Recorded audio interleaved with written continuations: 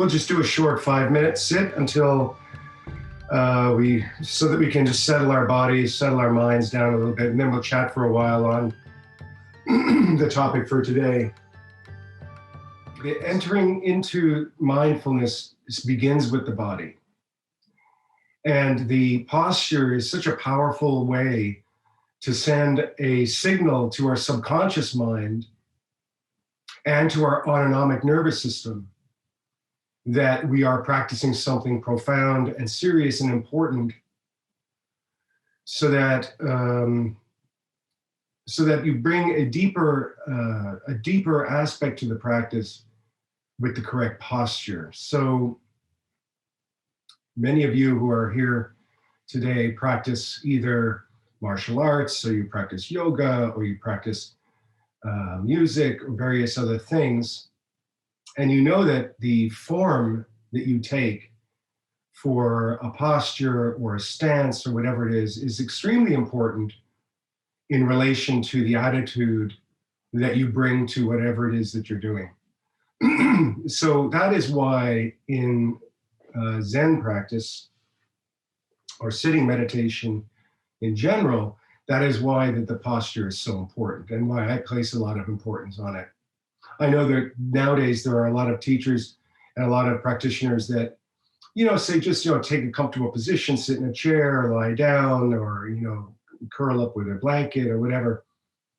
And while that may be fine for a kind of respite from the hassles of the day and maybe a pleasant experience, truthfully, I mean, they are very pleasant experiences.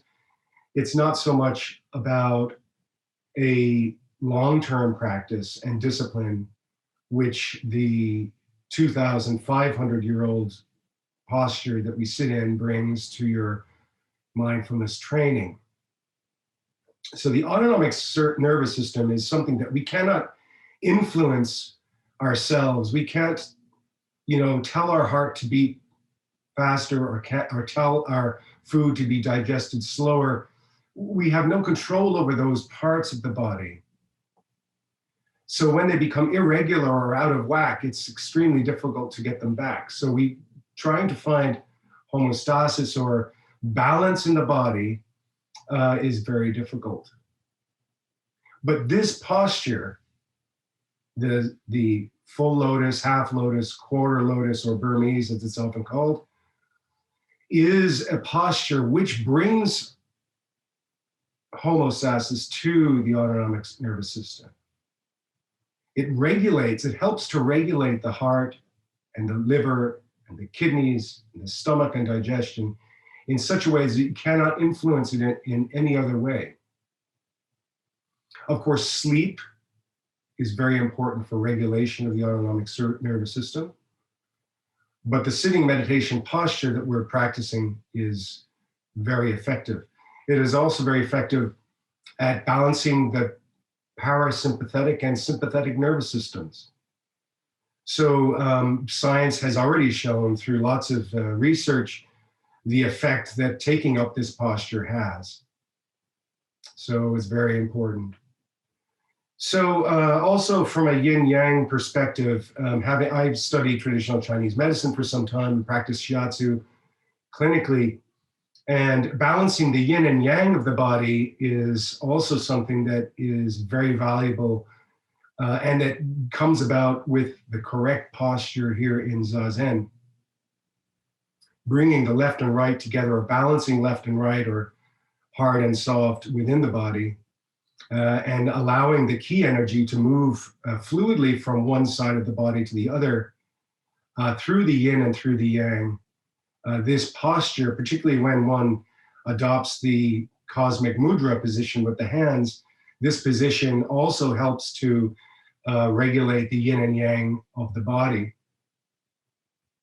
And when I used to train in shiatsu training, the style of shiatsu that I practiced was called Zen shiatsu.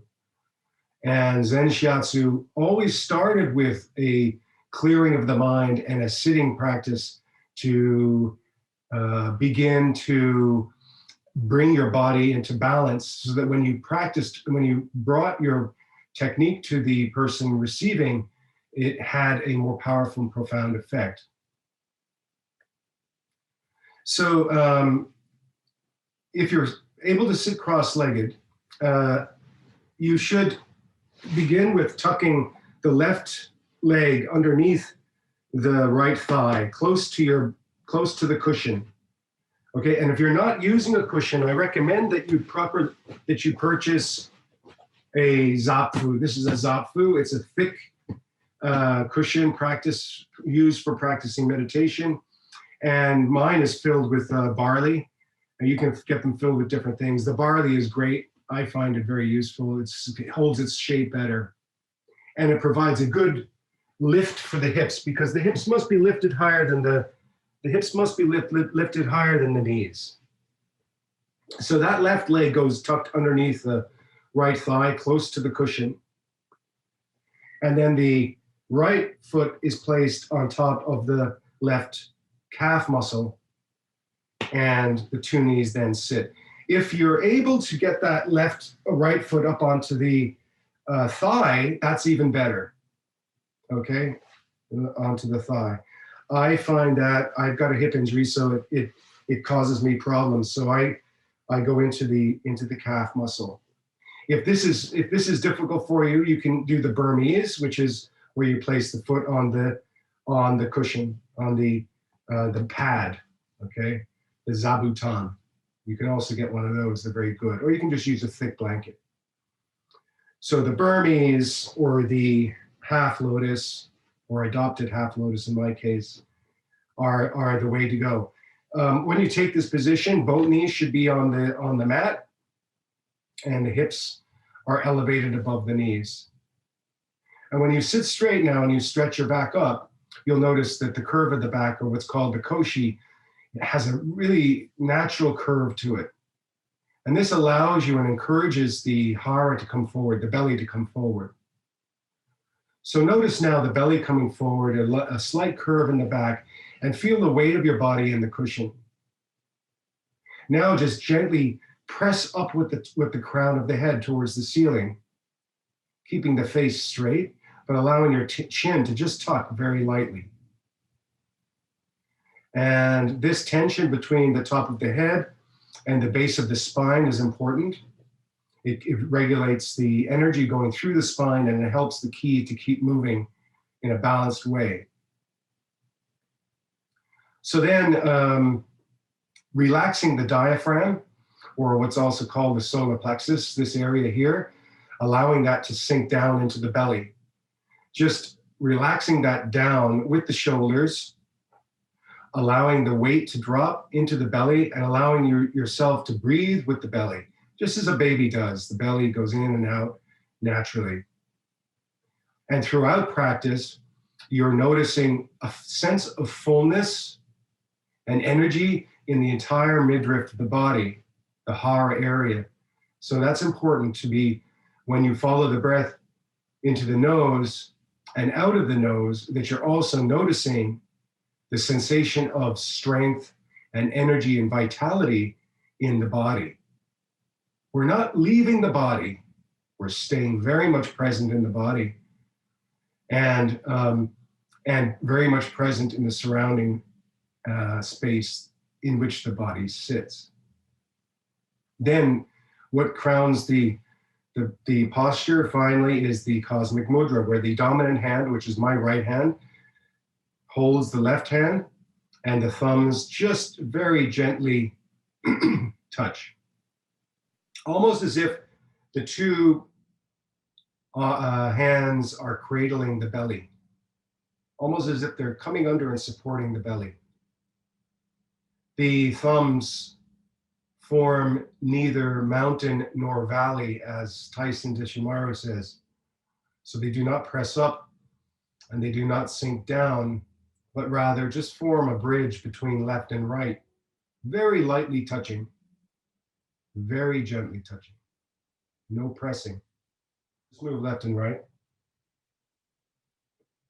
This left and right business is important, just to find the plumb line or the center line, dead center. Breathe in. and out.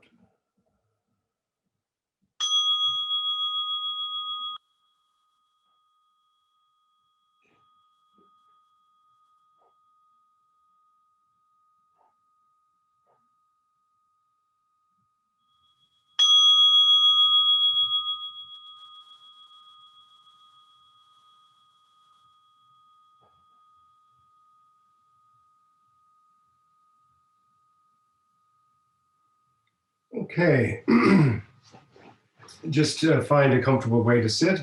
Today's discussion or chat is going to be about the subject of warrior Zen. What is warrior Zen? And what value warrior Zen may have for anyone in their life. And the first thing is that warrior Zen or yoga or karate or anything like this, any practices that there are not of value in their own sense. They have no specific value. The value is in the practicing of them. It's in the actual doing of them that the value lays, the intrinsic value. So warrior Zen is definitely a very active and not passive way of living. So when I say way of living, I mean that many of you have been to practices with me, the short practices during the week, and I often end the practice with reminding you to take the meditation practice from the cushion into your daily life. So the idea is really with warrior Zen is very much about living the life of practice on a daily basis, which is not easy, but is very valuable, particularly as noted in the name of today's class, strength, wisdom, and fearlessness for a changing world. So we see things changing so rapidly. Very rarely is there a generation that is fortunate enough to witness such change, such rapid change.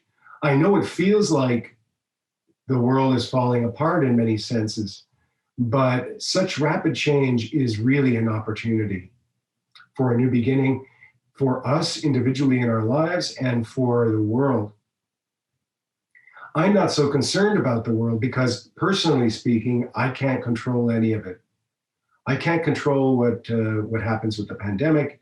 I can't control with what happens if there's a revolution in the United States. I can't control any of that sort of stuff. But what I can control is my own state of mind and my own living. And really, I mean, that is the only place that we can start. My sphere of influence is very small. You know, if I had certain people on Twitter or whatever, 2 or 3 million followers, well, then you could do something about a lot of the stuff that's happening. You could have an influence, but I can't have an influence. So in my life, I just try to deal with what I can deal with in my personal life. And in regards to that, warrior Zen for me is a way of living to really try to be in touch with a sense of fearlessness and a sense of courage. And it's become much more relevant to me in recent times, as all of us knows. It's anxiety ridden, it's fear-based. There's a whole host of concerns that we have to deal with that bring subconscious and conscious difficulties to us that you can choose to meet head on, or you can choose to hide away from.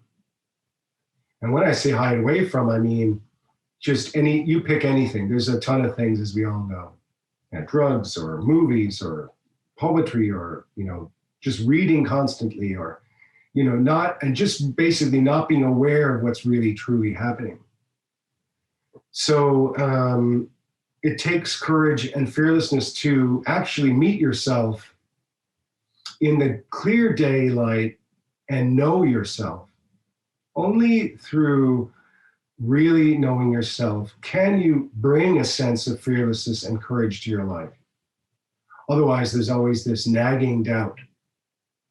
And doubt and fear are the two big demons that Warrior Zen is supposed to remedy. That is part of the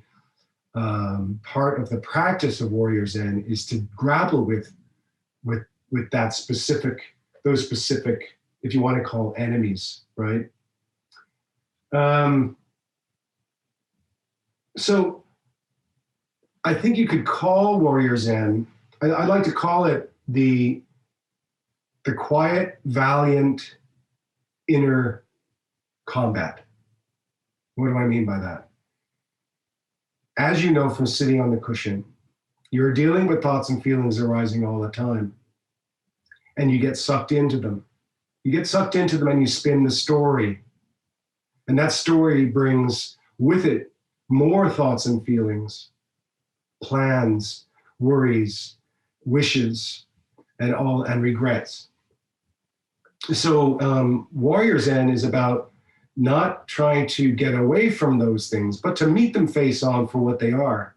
Look at them face on with your back straight, with energy in your hara, and acknowledge them, but not get sucked in by them.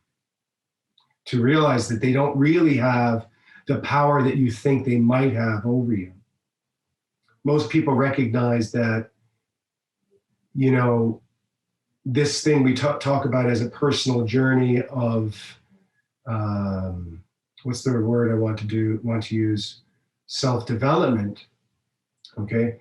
This is where we yearn for the change that we need to bring peace of mind. So we all want peace of mind. We all want happiness, okay? That's the goal of most human beings, is to find happiness, to reduce suffering and find happiness.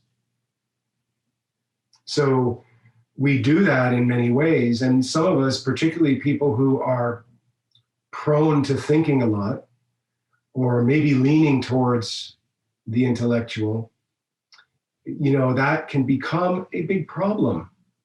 The inner voices of criticism, the inner voices of doubt and questioning, what's it all about? What's it all for? You know, all of that stuff. So personally, you know, in my journey of meditation practice, I came to meditation practice quite young, and when my parents got divorced here in the United States, my mother brought myself and my two younger brothers, over to Ireland to live. That was a big, shocking experience for three little guys. And I remember being quite shocked about it. And, you know, it was like going back 50 years or something. Because in those days, the difference between life in Ireland versus life in Florida was really very, very different. So it was a big shock to my system. And that brought with it a lot of uncertainty and sadness and all of those things. But as I started searching for something to find courage in, or to find strength in, I found martial arts, and I found Zen practice. And I found that those practices did help to alleviate some of the suffering that I had. And I think that those practices helped me to get over the shock of the move to the United States, and also, you know, dealing with urban violence. Where I lived in Dublin was a very, very violent, very aggressive environment in those days. It was quite dangerous to be a teenager then, especially if you were a Yank wearing Levi's and you had Timberland boots, where no one, you know, dressed like that in those days in Ireland. It was like, I stood out like a sore thumb. So I was target number one. So I was on the end of quite a lot of physical violence. And I had to deal with fear every day, just walking to school. What's going to happen next? Who's going to jump me? And this kind of fear became something that was very strong in my life. And I found that going to martial arts helped me to face the fear, because when you stand on the floor in front of a sparring partner, you're right there in that moment, and the fear has to go away, or else you're going to get beat up. And then the Zen practice that came into that through what we call mokuso, but then more in-depth study of practice with various teachers really helped me a lot. Fear doesn't go away, anxiety doesn't go away, worry doesn't go away. The good sides of life don't go away either. They're always here too. The pleasantries, the nice experiences, love or beauty and all those things are here with us also. But fear and anxiety and doubt, self-doubt and doubt about the future and all of those things, doubt about your health, they're always here with us also. And I find that my daily practice and the framework of practice that I have in my life, or belief system that I have that I bring to my practice, is valuable to me. And I'd love to share that with you today in a little bit more detail. So Warrior Zen is not something I invented. It is a true practice. Some people call it Neo-Zen or Fudo Zen. And it's a practice which is very closely related to martial arts. The original teachers of Neo-Zen or Fudo Zen were samurai. And it's a very practical way of living. It's not a religious way of living. It is a spiritual way of living for certain, but I don't feel like I'm living a religious life or something like that. I find it to be a very practical way of living that anyone can adopt, no matter what religious system that you have or what belief system you choose. If you don't have or haven't had fear or anxiety in your life, then you just haven't been paying attention to what's really going on. So getting comfortable with fear and anxiety and uncertainty is part of Warrior Zen. So having it is good. So having it is a reminder that you're waking up. That is an opportunity. It's like a bell ringing. It's a way of reminding yourself, hey, I've got to wake up. I've got to get to the bottom of what's going on here. And sitting practice is one of the key elements. There are basically 4 aspects of Warrior Zen or Fudo Zen. The first is Kaizen, which you've heard me talk about all the time in the evening practices.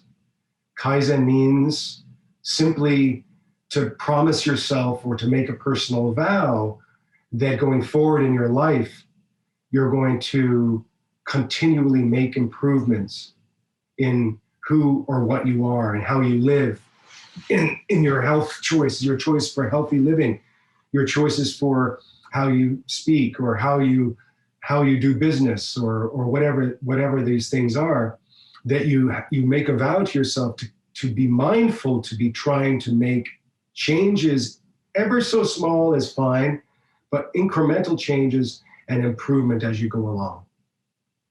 So those of you, and every one of you here, practice something. You're practicing yoga, you're practicing martial arts, you're practicing dancing, you're practicing various things, music.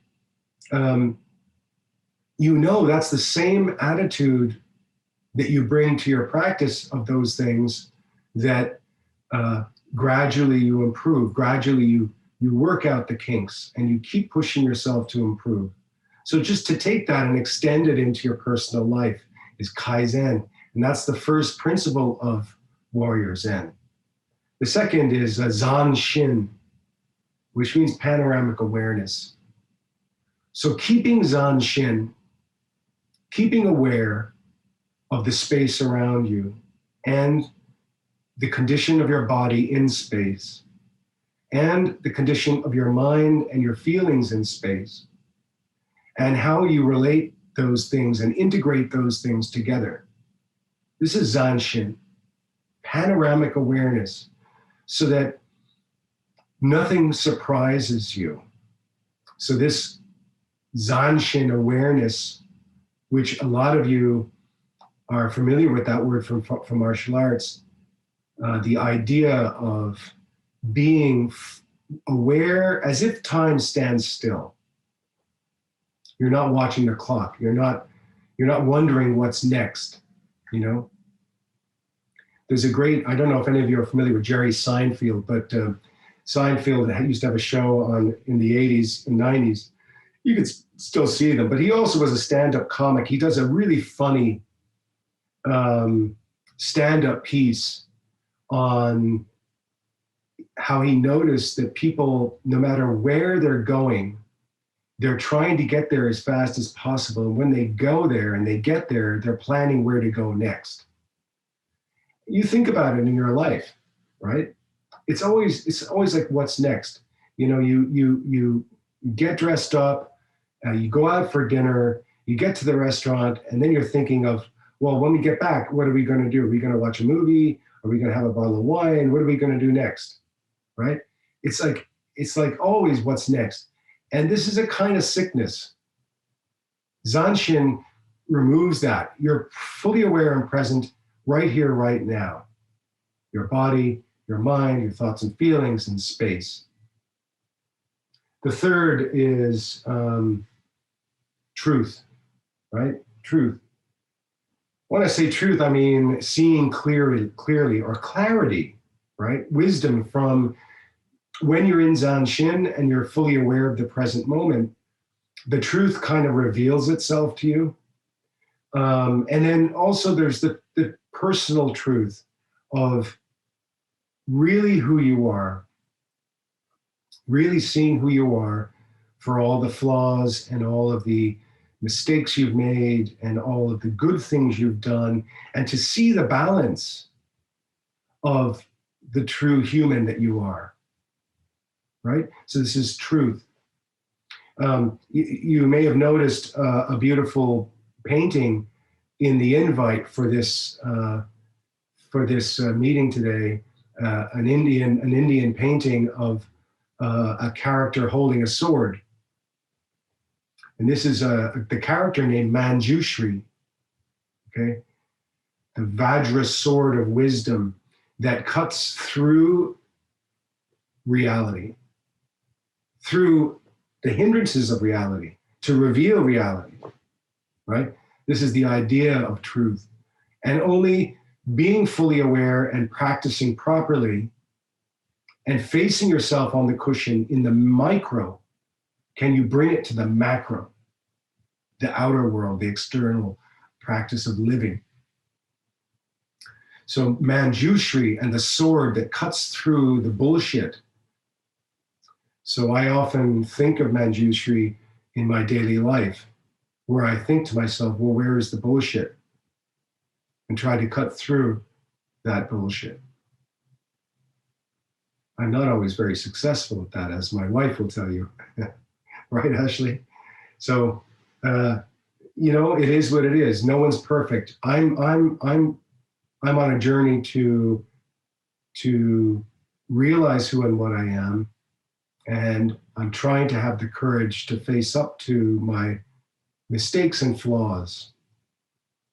Okay, I own them myself, but I recognize and know that they are just the result of an accumulation of educations and experiences and learnings and social expectations and genetics.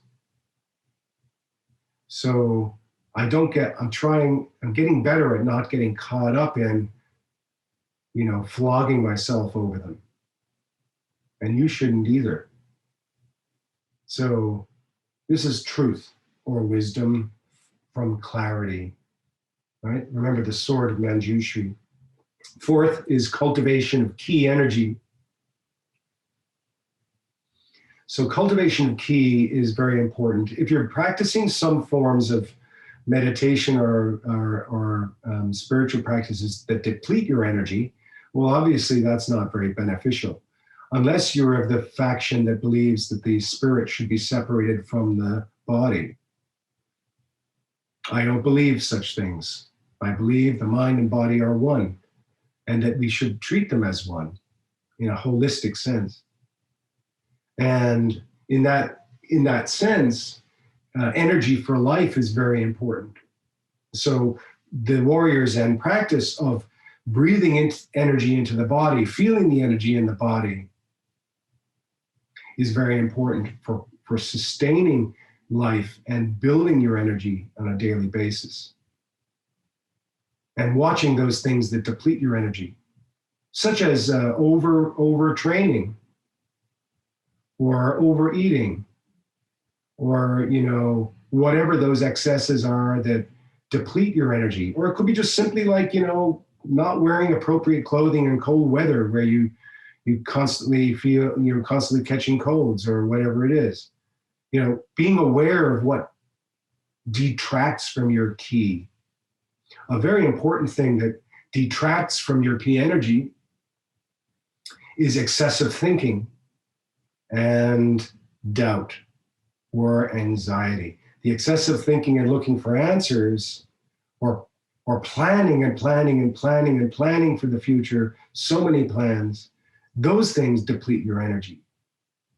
Being fully present in the moment strengthens your energy, particularly when you're fully aware of your body and space, the thoughts and feelings as they arise in your mind, and how that integrates with the world.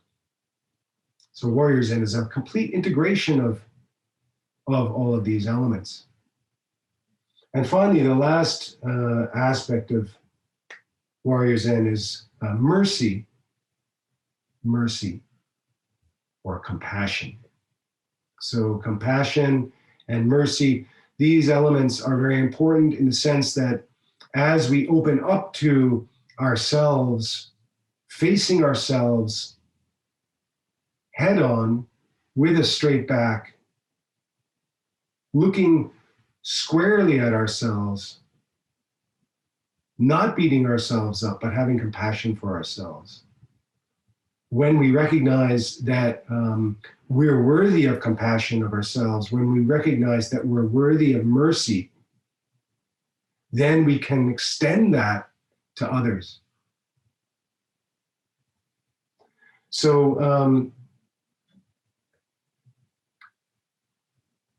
those 5 elements, Kaizen, Zanshin, truth or wisdom, the cultivation of ki energy, and mercy and compassion. Those are the 5 kind of tenets of Fudo Zen or Warrior Zen. So the cultivation of these 5 things, Kaizen, Zanshin, truth, cultivation of ki energy, and mercy and compassion, these things all come together in a kind of loose framework of practice, which you can keep with you during your day, that you can use as a touch point for your life. Okay. So on the subject of ki energy, I wanted to mention through the sitting practice of recognizing the state of your body when you sit on the cushion and you do a quick body scan. And you've often heard me say, whatever the condition of your body is, whether it's painful or neutral or feeling energetic or feeling tired or whatever those things are, that you acknowledge those things, but you then return to the breath and you continue with your practice.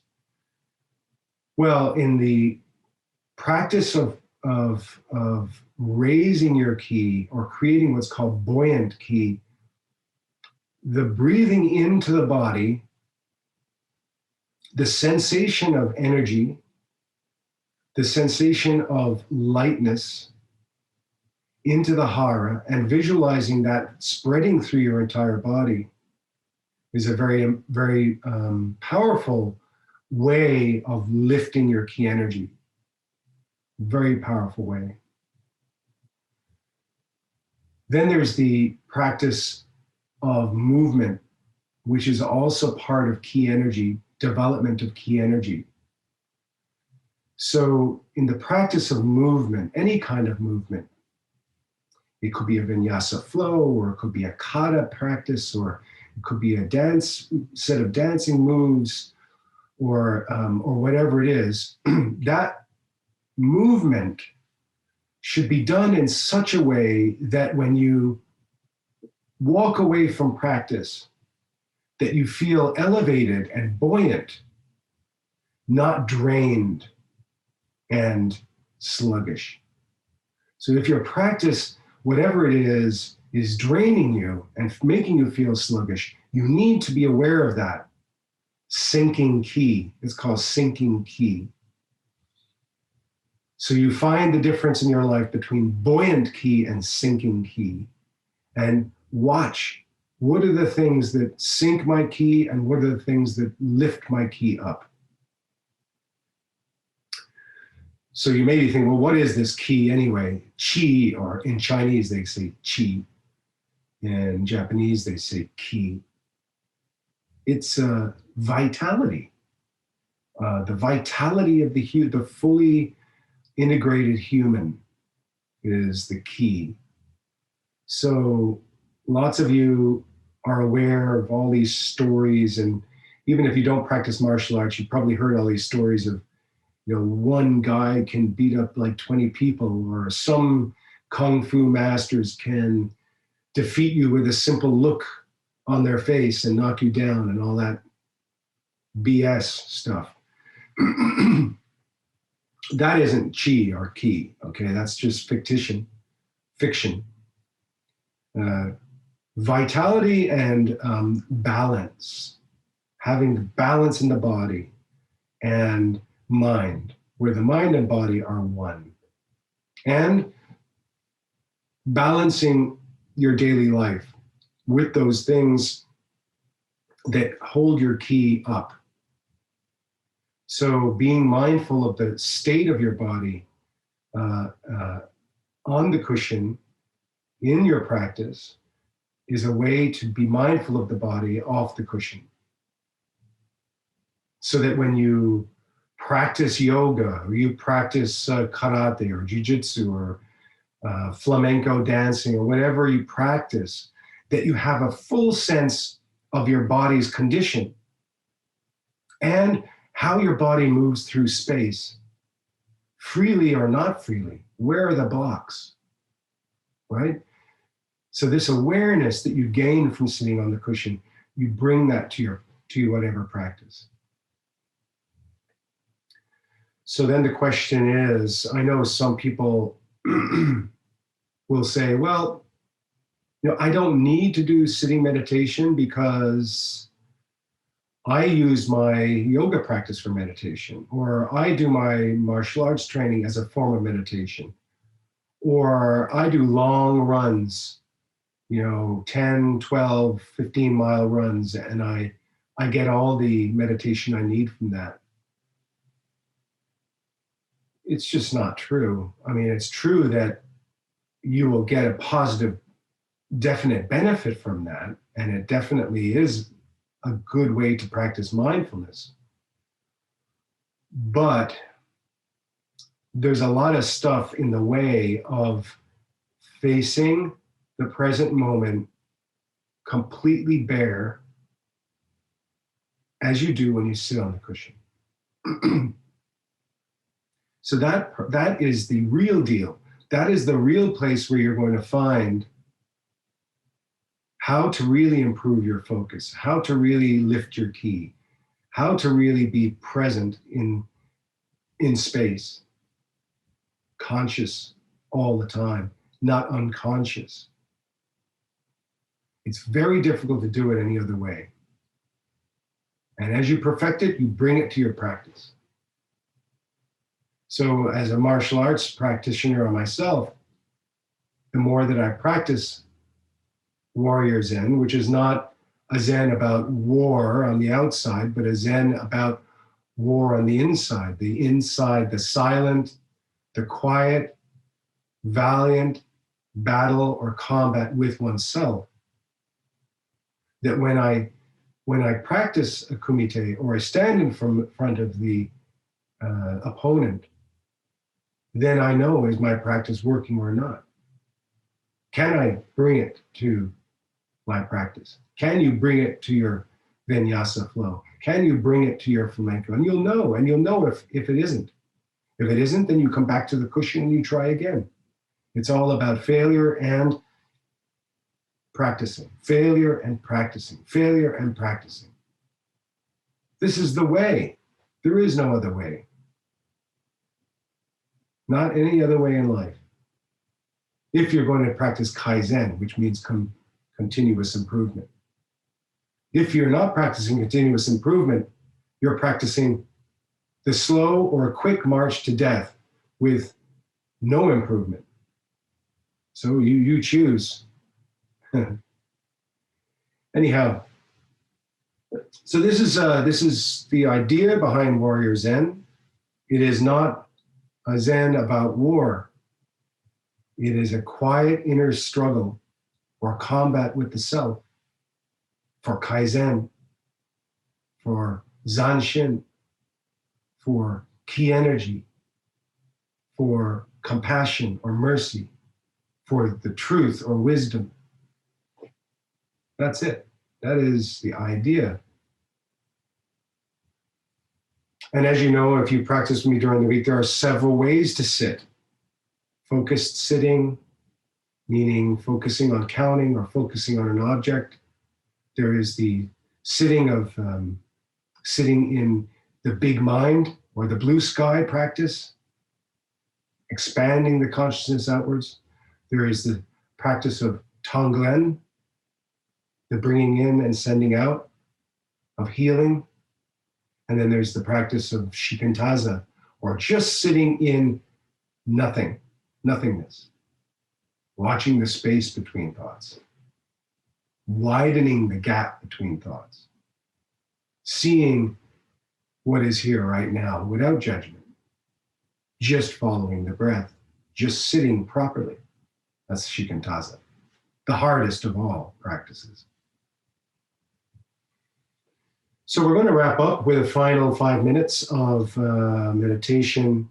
But before we do, feel free, if you have any questions, thoughts, or would love to contribute in any way, just unmute yourself and chime in. Morgan, you had a question? I just wanted to share a quote that you referred back from the Thomas book, which was that waking up is not a process of the intellect. So I think it's taken me a long time to realize it's not about memorizing a routine. It's about actually practicing it. And so I just wanted to share that. Well, thanks for that. And that's a very important point, because the intellect is what gets in the bloody way, isn't it? The process of trying to intellectualize something is not the thing itself. The word sky, S-K-Y, is only a representation of the sky. It is not the sky itself. So practicing Zazen is practicing is it. It is it. The doing is the thing, not the thinking of it. But thanks for that. That's a very important point. And Morgan refers to a book by Claude Anshin Thomas, who is a very interesting Zen teacher, former Vietnam veteran, a very honest man, and a very hard teacher, but very much in the line of thinking that one should not be caught up in too much study, too much detailed reading, too much going into the depths of the historical aspects of meditation, all these things, but just bloody do it. That's the thing. In the 2005-year-old position, full, half, quarter, or Burmese lotus, cosmic mudra.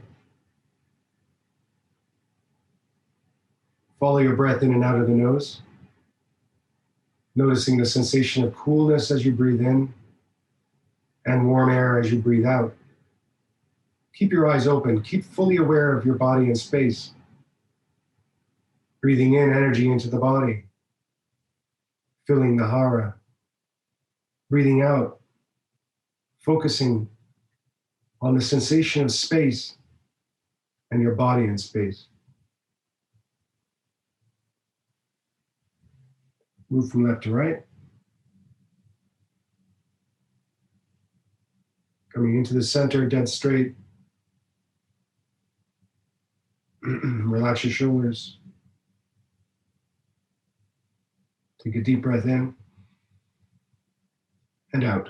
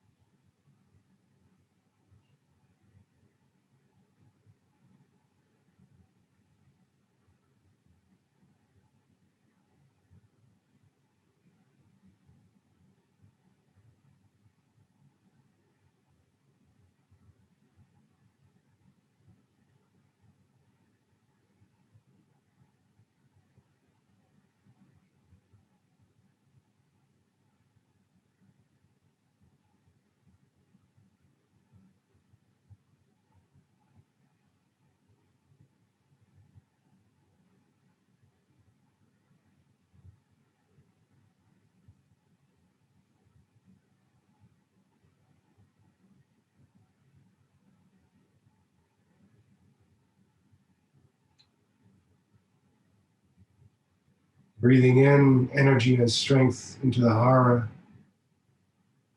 Breathing out to spaciousness.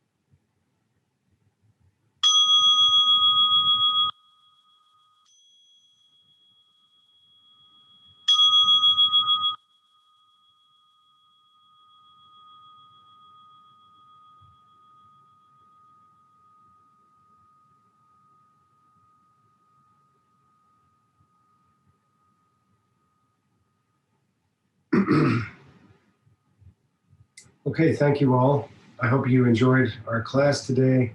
If you have any questions or thoughts you'd like to share with me, please feel free to email me directly. And it's lovely to see you there in Ireland and France. I think Norwood, right, Henry? And Morgan's in Somerville.